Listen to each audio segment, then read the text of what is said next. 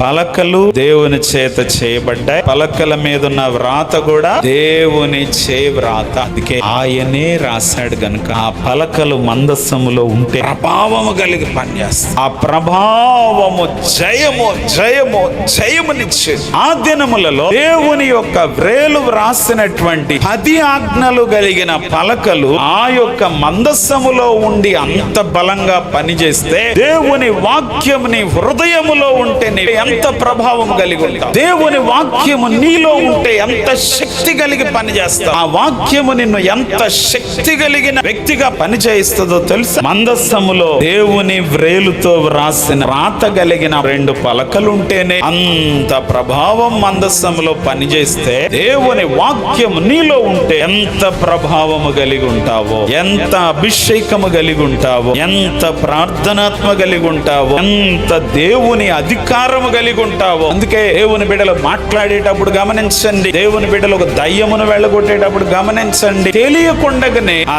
దేవుని బిడ్డ వ్రేలు ఇలాగ చూపించుట కనబడతా ఉంటది. కారణం దేవుని వ్రేలులో ఉన్న శక్తి, దేవుని హస్తములో ఉన్న శక్తి, దేవునిలో ఉన్న శక్తి ఆయన బిడ్డలలో కూడా పని చేయటానికి ప్రభు అవకాశం ఇచ్చారు. బిగ్గరగా చప్పట్లు కొడుతుంది.